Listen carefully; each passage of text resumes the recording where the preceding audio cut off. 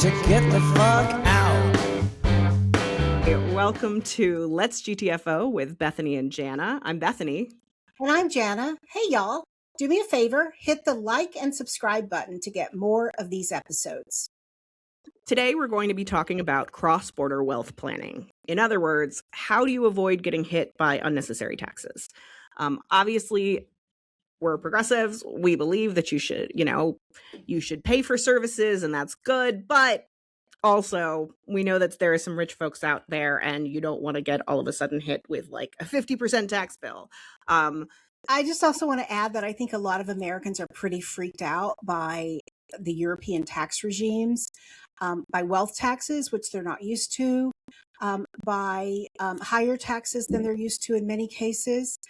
So I don't think it's necessarily about, trying to evade taxes. It's more about just like, how do I make the money that I have last for the rest of my life? Or how do I make sure I have money left over to leave to my children? And I think what's really interesting about Europe is that the tax regimes in general seem to be protective of society in a way that the US tax regime is not. I think somebody like Elon Musk or Jeff Bezos could not exist in a European context because of wealth taxes. So I think it is it's a big concern even for sort of normal Americans who have worked hard and done everything they were supposed to do, unlike some of us, and who now have some assets to be concerned about. Absolutely. Well, and I also think, the American media, the American corporate media spends a lot of time making Americans really terrified of taxes and how horrible our taxes. And don't get me wrong, like anytime you get a tax bill, it's a little bit of a gut punch. But yeah. I think that there's a lot of propaganda in the United States about how horrible taxes are. Yes. And when you actually live somewhere where like those taxes really do keep your healthcare costs down, and they really do go to making sure childcare is affordable for you and making sure education is affordable and all of these things, I think in Europe, you really see the effect of those taxes a lot more easily than you do in the United States, where it's like, a blank check for the Department of Defense and paying down the national interest. And then let's talk about that D-rated national infrastructure. But anyway, so our progressive views on taxes aside, the other thing that you want to think about when you're moving abroad, in addition to taxes, is the life rate, right? It's not just how much are you paying in taxes, it's right. How much are you paying in taxes, plus healthcare, plus childcare, plus college, plus retirement, and what does that look like comparatively?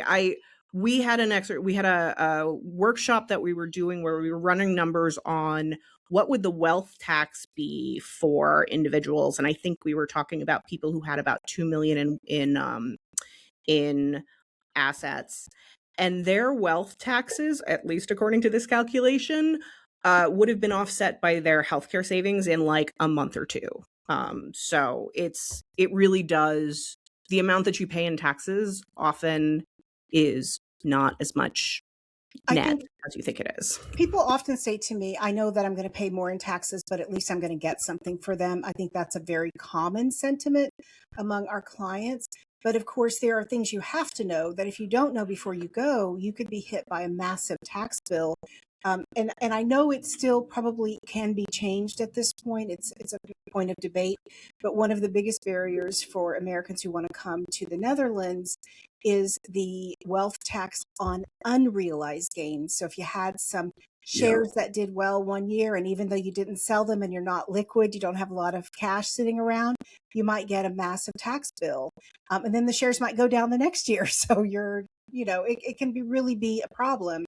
There are ways to resolve it and get around it by moving your wealth into other asset classes. So one of the things that you can do, aside from complex vehicles like you were talking about, is moving assets from shares to property. For instance, in the Netherlands, that's a great strategy for Americans because the Netherlands essentially doesn't tax property that is in another country. There's a way to do it that's perfectly legal.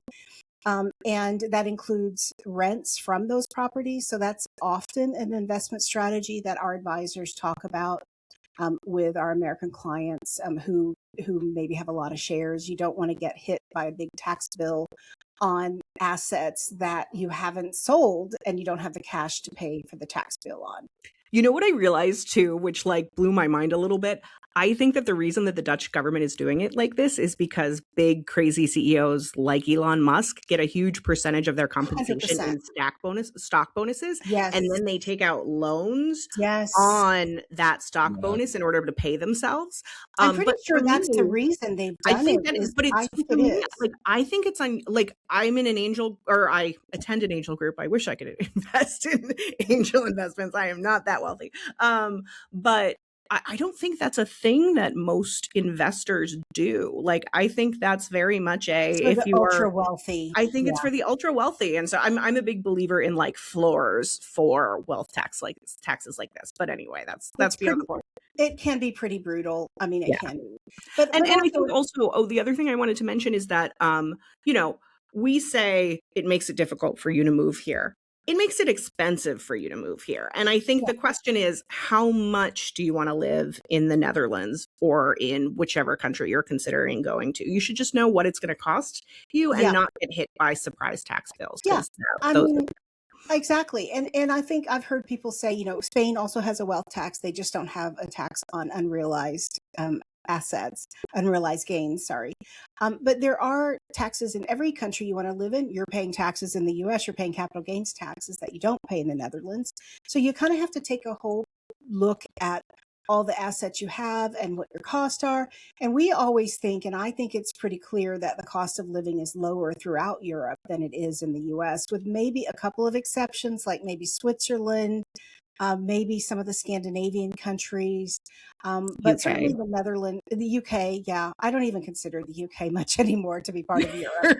I don't encourage people to go to the UK. So I lived there No, for a long time, no. so I have a Yeah. lot of thoughts about it. But Ireland is an interesting destination. Ireland, Ireland yeah. is also more expensive, but anyway. Is Ireland more expensive? Okay, Yeah, yeah, I yeah, wasn't yeah. 100% sure, but the Netherlands is not. France and Spain are definitely cheaper. Italy's definitely cheaper. And so you do have to take into account the entire cost of living and the quality of living and what you're getting for the taxes and all that stuff. But you also, you've got to make sure you have money to last you if you're coming as for instance, a passive income person, or even as an older person, and you want to make sure that your money's going to last you. So I will say those are my favorite conversations with folks, is with folks who are like, well, I'm like sort of close to retirement, but I don't know. I only have X amount saved up. And I hear in the United States that really won't last me long enough. And I'm like, well, if you move to Portugal, you can yeah, retire tomorrow. we're probably getting off off subject here, but anyway, the point is, there's a lot of stuff to look at and to consider about living in another country, including tax, including wealth, including cost of living. The financial picture is so important that you have a good handle on it. And I am constantly saying to clients, don't farm this out. Like, consult experts, but make sure you know in depth what's happening with your money and with your tax liability, and really make sure that you can be the glue between all these different experts who know this piece and who know that piece, but that you have complete oversight. And that's really scary for a lot of people. Like, that kind of detailed knowledge, having to have that kind of detailed knowledge is hard for some people. Yeah. Well, and I mean, it changes. Like, it's really important to talk to someone who is up to date and an expert. Which actually might be a good time for me to introduce Randy, who will be here any second now. So Randy Landsman let me start again. Randy Landsman is co-founder of Beacon Global Advisors Network, a US-based registered investment advisor focused on serving Americans living abroad and foreign nationals with US connected assets. He plays a key role in shaping the firm's global growth strategy, building a differentiated cross-border wealth platform that integrates investment management, financial planning, and advisory services across jurisdictions. His experience spans cross-border wealth strategy, advisor recruitment, financial education, and building integrated advisory ecosystems across a global network of financial, legal, and tax professionals. So I'm really excited to talk to him today.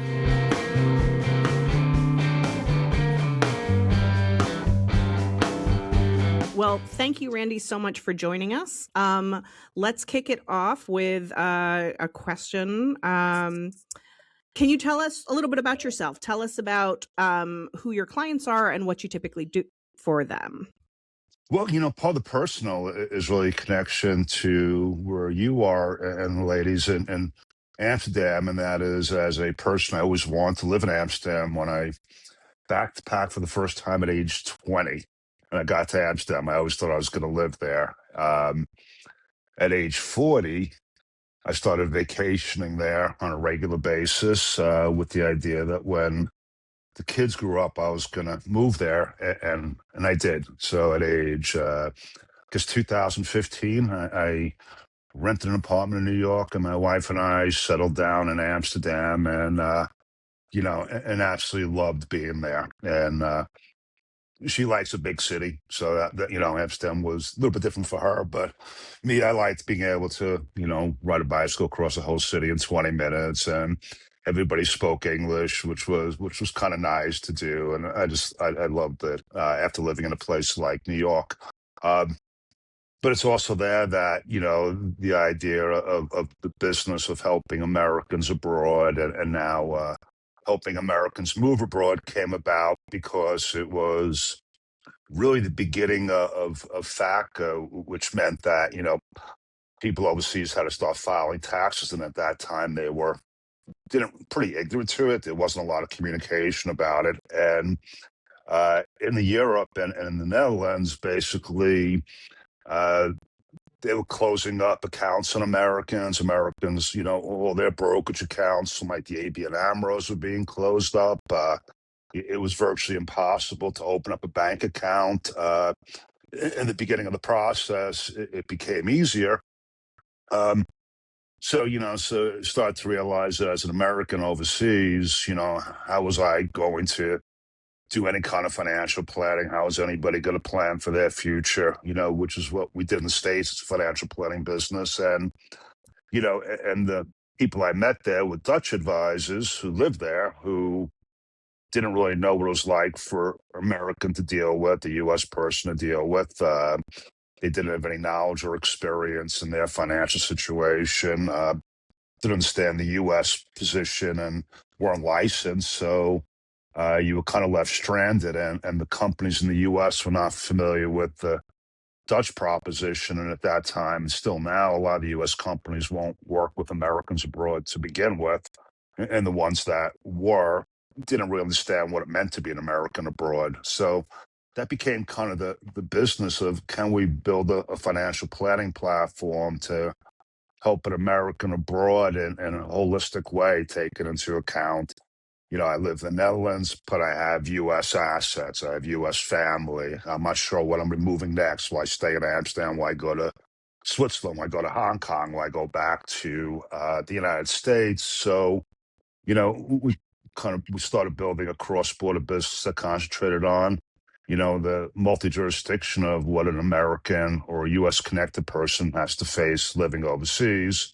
And then thankfully we met, your firm, and now the amount of Americans that are looking to leave the United States, which quite frankly, when we first started this business, was really, there was projected to be about 10 million Americans around the world, and maybe upwards of 20 million plus that were U.S. connected, which meant they had tax responsibilities. In the last year or so, there's been an incredible movement of exploring what it's like to live overseas, and just like me, Netherlands seems to be a place people want to go to. Yeah, for sure. Yeah. And if you are an American thinking about moving abroad, as so many are right now, what do you need to think about in terms of wealth planning before moving abroad, or as you make your plans? I think it kind of depends on what stage of life you're in. We work with Americans that we're working abroad. Usually they'll end up being, I guess, in three categories. One being, they're looking to move abroad and retire, and kind of set up shop there, change culture, and then determine from a financial aspect what that means. Our business really got started with the corporate employee who was in Amsterdam, in London, in Munich, and were working overseas, but weren't sure how long they were going to be in that country before the next move. And then you have, now, which we didn't have 10 years ago, but a lot of people call them digital nomads that kind of figure I could live from really cool places in the world and still do my job and just adjust for time zones and things like that. So, we find just like in the States that each group of people have a different financial planning need upon itself. The ones who are retired are usually not looking to have assets and stuff that's overseas. Usually it's all based in the United States. So they need to manage their money from a different time zone, take into account, risk factors and their time frame of life, and usually tend to be more conservative and, and think that way. A corporate person, has to manage, kind of multi-jurisdictions. If I live in the Netherlands and I'm a corporate person, I'm going to have a pension in the Netherlands. I'm going to have maybe a house in the Netherlands. I have to think about, where are my kids going to get educated? If I have a family, are they going to get in the Netherlands? They're going to go back to the States. If they're going to go back to the States, we all know that the cost of education in the States is significantly higher than it would be in the Netherlands. I educated 4 kids and paid U.S. tuition and moved to the Netherlands and was very upset that I didn't pay Dutch tuition I bet. for, crazy. Yeah. But if I'm there in a corporate job and I got kids that are going to be in college age, I have to think about those things. And if I'm going back to the States, I have to determine whether I want to fund it or not. Different Yeah. than if I stay in the Netherlands. And then digital nomads are, a completely different breed of, of which they live and therefore what tax residency. And we see a lot of digital nomads more comparing, hey, if I live in the Netherlands versus Spain, what does it mean? The first 2 groups kind of choose to go there either because of assignment or because of desire, like myself, of wanting to live in the Netherlands. The main complication, though, becomes in a weird way that, U.S. connected people are the only group in the whole world that have to file taxes, in the U.S. and the Yeah. country they live in. And because of that, there's, they have a responsibility to file to the IRS, and the institutions they work with, like banks, have to do the same thing. Yeah. And that becomes a complication because the Dutch, banks don't report on U.S. terms, they report on Dutch terms.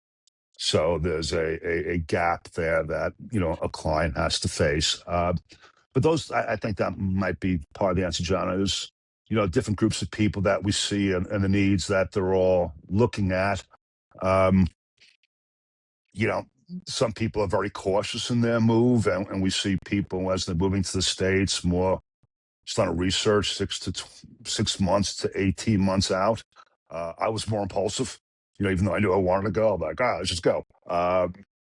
You know, uh, but then you have to figure out, with your help, where do I live and what kind of visa things do I need based upon those 3 criteria, either also whether I'm retiree, a digital nomad, or getting help from a corporation or setting up a business in a foreign country.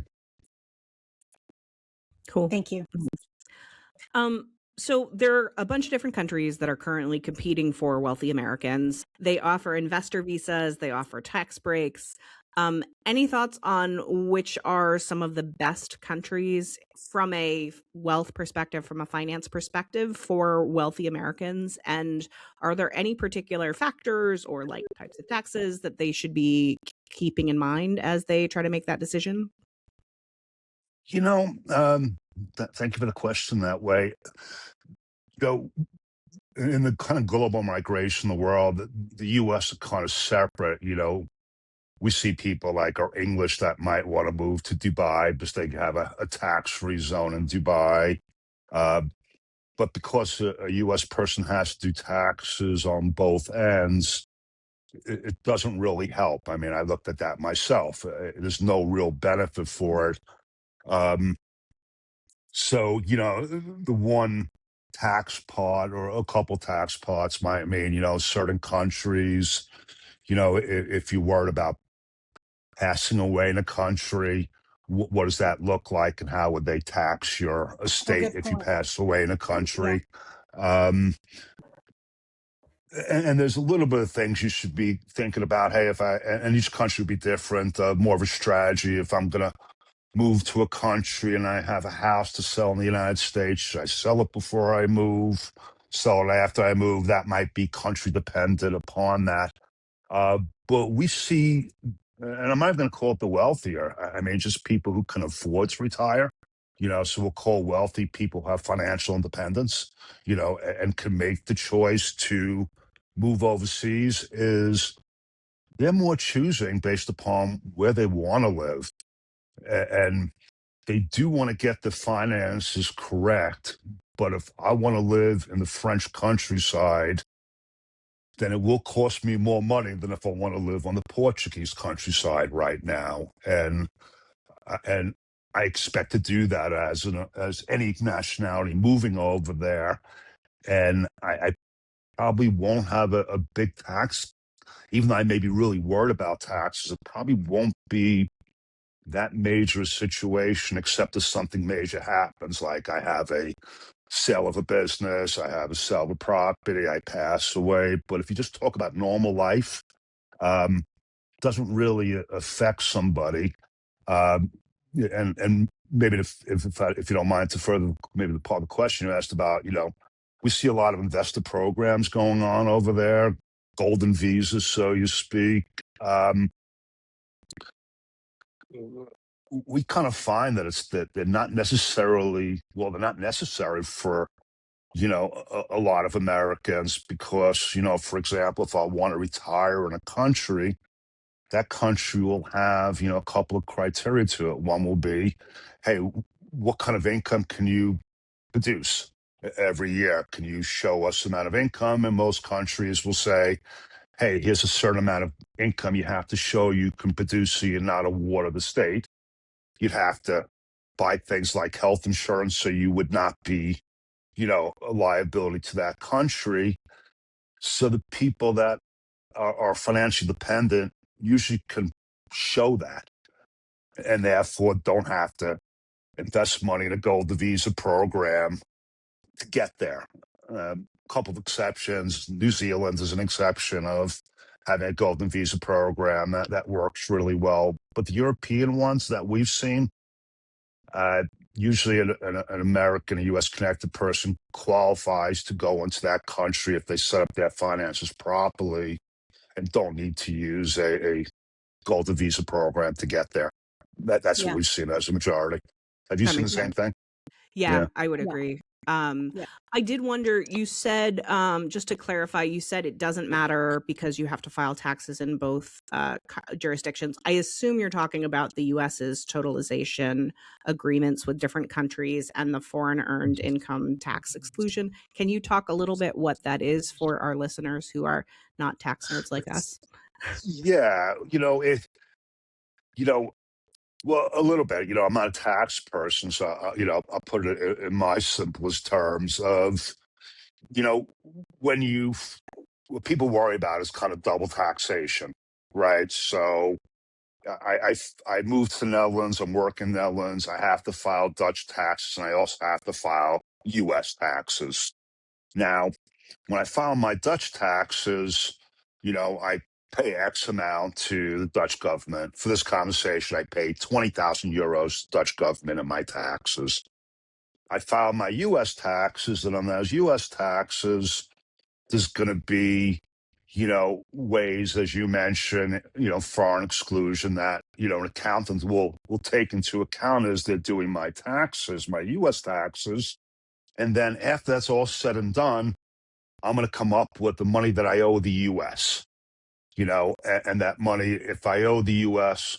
more than 20,000 euros, I have to then remit that money to the U.S. if it turned out by all the things I'm doing in the Netherlands is that the 20,000 euros was more than I had to pay to the US, I don't owe US taxes. I just am filing taxes for compliant reasons. So most of the employer people over there, to your point about the exclusion, will find that they're in not a double taxation mode because they have availability to that exclusion. What may change that would be, things like investments, capital gains, those kind of things. But we find, especially in Western Europe, because the tax bracket's actually higher in Western Europe than it is the United States, that there's usually not money owed to the United States if someone's working in Western Europe.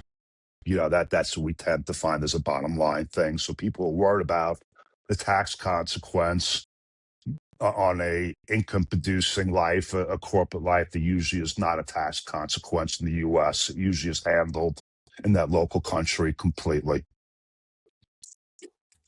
And one thing I want to say, though, to people who might be listening about taxes, is there's a little bit of a misnomer about, that European taxes are higher.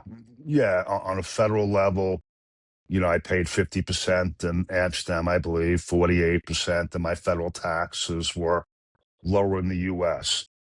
But in the US, I also lived in New York and I paid New York City and New York State taxes.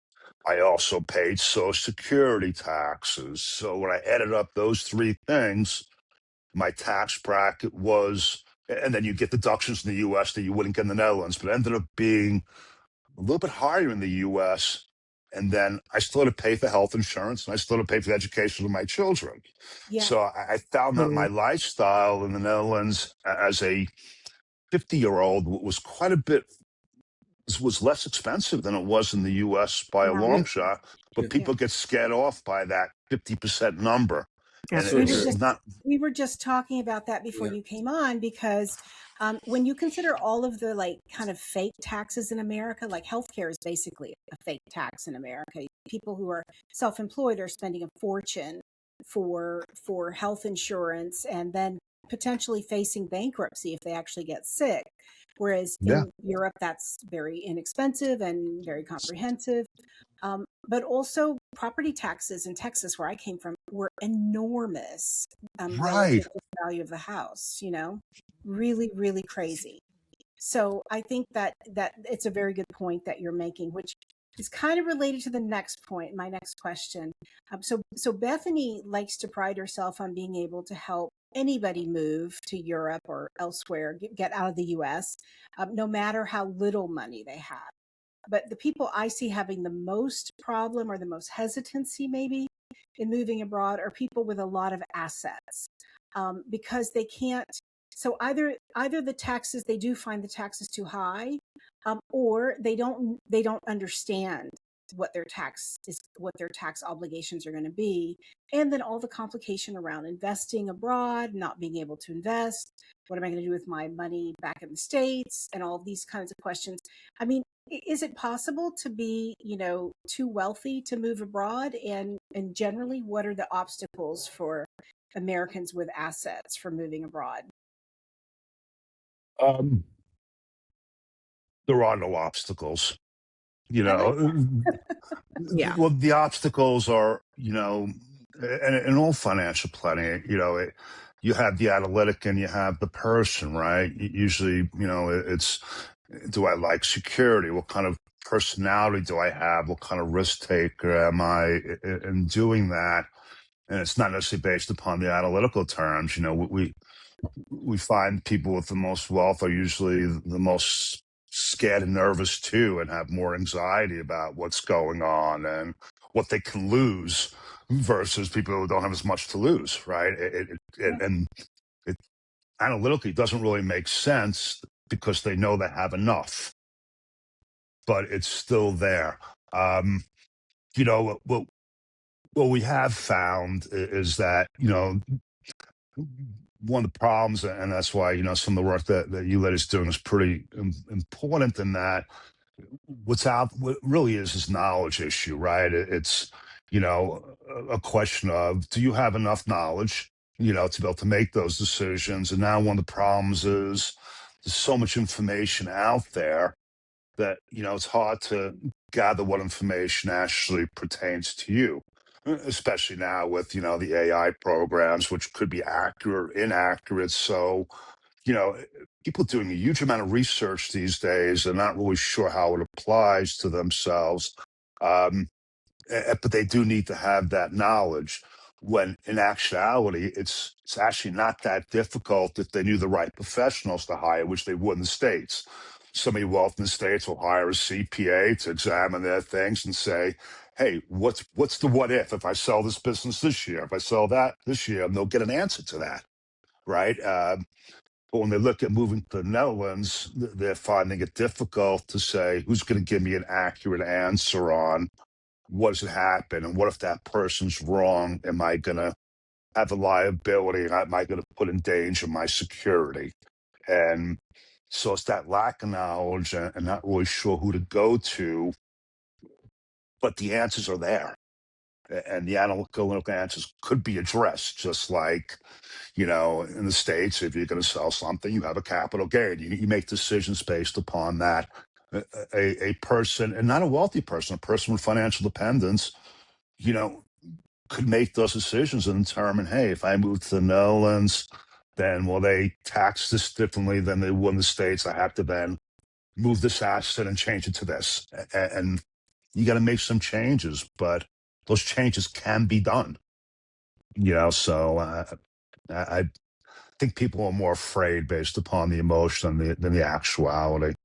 Have you seen that? What's your opinion on Oh, it? 100%. Absolutely. Yeah, Mm, it's agree. interesting because I think the percentage of our clients who are like, I don't think I can afford this at the beginning of the call to, at the end being, feeling confident is pretty significant, but also, everyone I talk to who isn't literally in the top 1% doesn't think that they have enough money. Generally, they feel like they're falling behind, like they can't save up. And yeah, it's just, I think that's the way that the United States is going these days, is that it's not Yeah. great for the 99%. But anyway, I think I it's also the Yeah. case that you have to know, you as an investor or as a person, it's your wealth. You have to know so much more. Like you have, like you said, in the States, you can just hire a CPA. The CPA tells you the answer. But here, there is more complexity. You've got to have the Dutch side covered. You've got to have the U.S. side covered. You've got to look at all the U.S. tax and Dutch tax issues. So I think it is more complex, and there are a lot of people who don't want to have that much, um, like hands-on responsibility for their investments. Yeah. Yeah. I guess that could be true. I think probably more of what I've seen is that they can't find a professional to give them an answer that they're confident about. And that, if you're in the Netherlands, how many tax professionals understand, hey, if I do this in the Netherlands, it's not going to hurt me in the US. If I do this in the US, it's not going to hurt me in the Netherlands, where that I mean, client can sit back and go with confidence. you Um, can't be a CPA in two jurisdictions. So right. it automatically makes it more complex. And then you, as the person whose money it is, you necessarily need to know more than you normally would, I think, if it were just in one Yeah, country. of course. But that's also why, what we've kind of discovered, and I think you have also, like, uh, if I'm an American and I'm interested in moving to the Netherlands, what's the ecosystem professionals that I need to be able to make that move? Yeah. And totally. can it be for lack of a better word, I'll call it a one-stop shop with enough trust in that group where, hey, they come to you and you go, here's an immigration attorney that will do it the right way. You have your things set up properly. Here's an accounting firm that works with that does Dutch Yeah. taxes, but works with the U.S. tax firm. They will talk to each other. They have an expertise of Americans in the Netherlands or Dutch people in the U.S. Here's a financial planning group that understands the cross border between these two countries and could situate your assets properly where they won't be in danger. Um, Yeah. We do a lot of And vetting for that specific purpose because yeah, it is hard to find people who really know and very hard. understand the circumstances of people who are Right. going through that specific experience. Yeah. Yeah. Yeah. So, Yeah, there's very few professionals there. But in the States, domestically, it's always easy to find professionals. yeah, Right. I mean, exactly. Yeah. yeah. Yeah, definitely. So a lot of our clients are entrepreneurs. And I think also because of the digital nomad visas, I think entrepreneurs sometimes have an easier time of moving abroad. If you're an entrepreneur, which countries in Europe have the most favorable environments for starting a business, at least from a financial perspective? And are there different considerations that entrepreneurs should keep in mind? Um, I'm gonna, I've, like there's a couple of different ways of looking at it. One is I was an entrepreneur that moved to Netherlands, and I opened up a corporation there.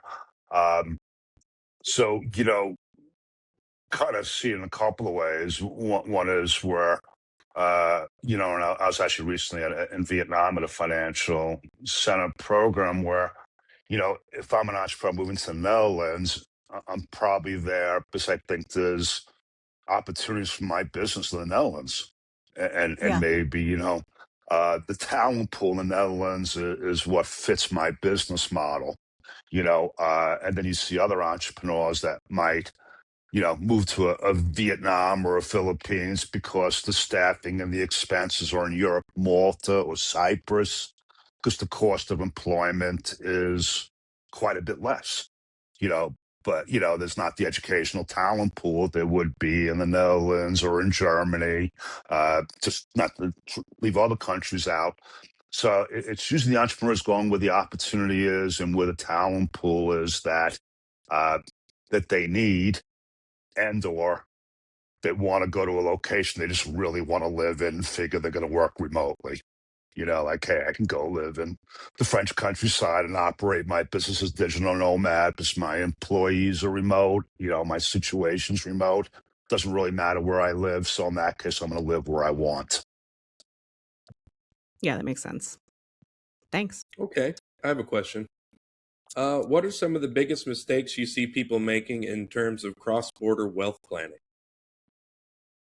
Um, well, one of the biggest mistakes is going to be that um, when they're overseas and they invest money. We see that, almost most Americans who already live overseas, that there's using an acronym, it's called PIFIC, which means you have an investment overseas. When you have an investment overseas, it has to be in a very specific way invested so that it's compliant with the IRS. If it's not invested very specifically and compliantly, the IRS will penalize that investment regardless of how that investment performed or otherwise. Um, Typically in Europe, uh, almost all investments that could be made outside of mandatory pensions. So if I'm in the Netherlands, I have a mandatory pension, that investment would be compliant. That would be an okay thing. Investments that are made by Americans that are not in a pension uh, tend not to be compliant with the IRS. And what we have found is that Americans that have lived overseas for, a number of years made investments without realizing they weren't compliant because the advisor overseas either, we'll say unknowingly, didn't realize they weren't following U.S. tax law. They were just placing a product in the Netherlands for them without realizing that product wasn't compliant. So that was the number one major thing, would be people that live overseas that add that so-called PIFIC investment.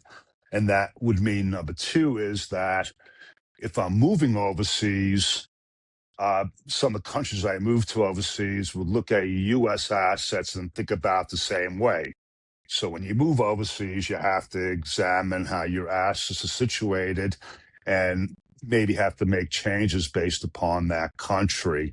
And for the people on this podcast, a very simple example is if I'm living in Europe and I buy EU ETF that's not compliant, to buy a US ETF, it is compliant, even though it's the exact same investment.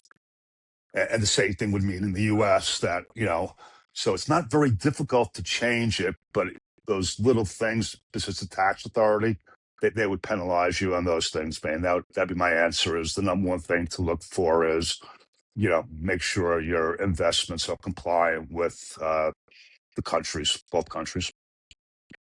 Good advice. Well, thank you so much for joining us. This has been super helpful Thanks and for very having me. informative. Yeah. Well, thank you for having me. It's been a pleasure very working with you ladies too. Nice meeting you, Nice to see you Ben. again. And pleasure. And now a quick word from our sponsors.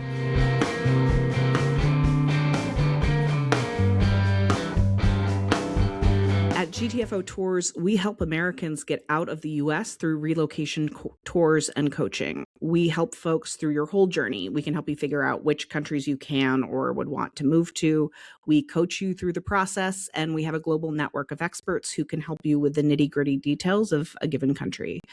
In the Netherlands, we are those experts, so we can answer all of your questions about life here, walk you through the bureaucracy, connect you to experts as needed. We also do relocation tours, taking you to cities where you might want to live, teaching you things about visas and taxes and all of that other bureaucracy, and also introducing you to other DAFters and the GTFO communities. You can book a consult with us at gtfotours.com.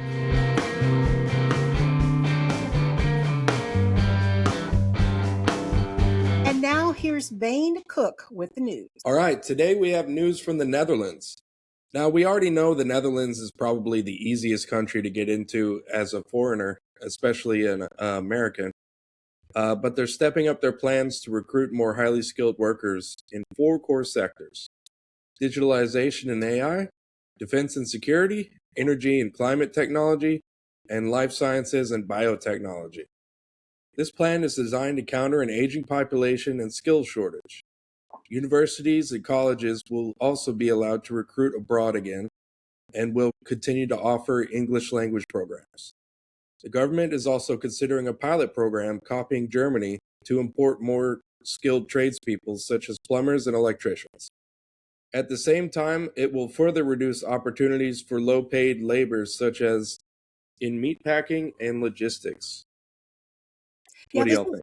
This is great news. I'm really excited by this news. I have a couple of clients right now looking for work in AI. And I know that they're going to have an easier time than others. And I've also had some clients recently who are getting a lot of interviews in the academic space. So I know that there are, a lot more opportunities lately for these highly skilled experts and, well-educated Americans who want to come here. So it's very exciting. It's also exciting to see that they're going to start some of these German style programs to bring in more tradespeople, because we definitely need more tradespeople here. We definitely have a shortage of skilled trades like plumbers and electricians. Although not Bethany, who's just bought a house and is doing it up and has a husband who's an electrician. I pay in services rent. No, just kidding. The old barter system. Woohoo! Oldest profession. No, just kidding. Okay. So yeah, no, I think this is really fantastic news also because my brother and sister-in-law work in academia, and you're trying to get them to come here. I'm totally trying to get them shamelessly. And so I think that's great. But no, I think, we highlighted in our first episode that 75% of researchers from the United States would consider opportunities from other countries. A lot of this research funding is getting cut, not necessarily to the defense sector, but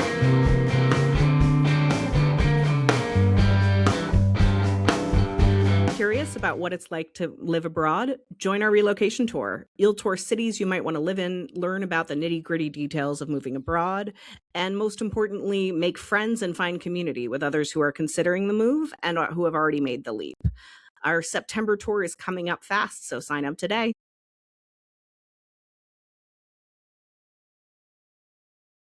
And now we have a listener question. Bain, what do we have?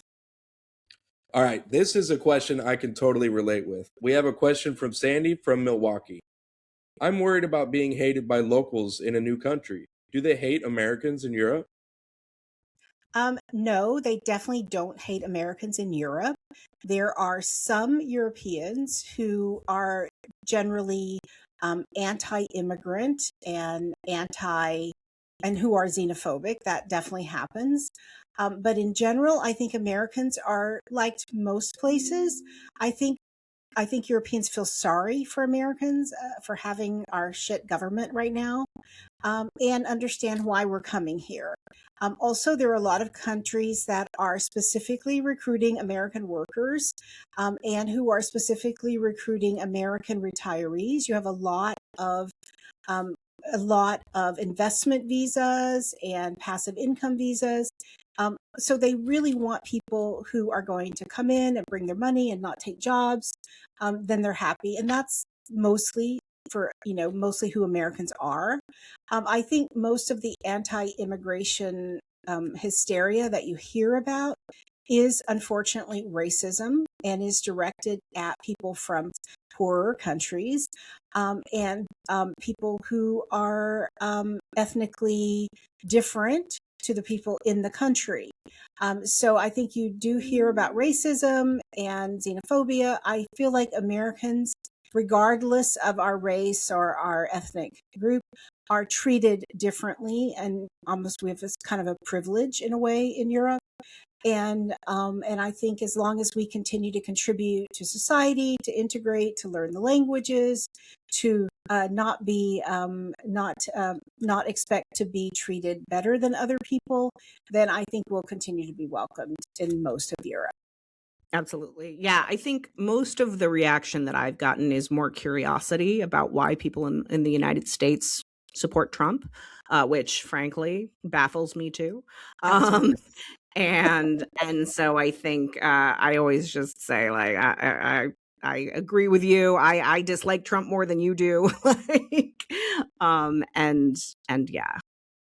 I hear a lot of sympathy from people also, just like, oh gosh, yeah, it must be really horrible to be American right now. That Totally. I hear that a lot.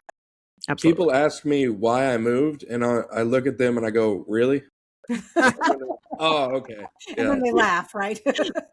Yeah. They always yeah. say, because of the raging dumpster fire that is the United States. They laugh at that too.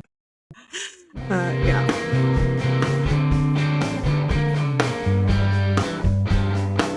If you have been posting consistently for months and still have no idea if any of it is actually bringing in customers, you are not doing it wrong. You are doing it without a strategy. Most small business owners are spending real time and real money on social media that is not converting. The content looks fine, the effort is there, the system underneath it is not. This is what we fix at Bangkok Media. We offer conversion-focused social media management and social media strategies, a 30-plus page data-backed document built specifically for small business owners. And it's jam-packed with research, suggestions, and best practices relevant to your market. It will have everything you need to run your social media the right way and actually see results. Link in the description.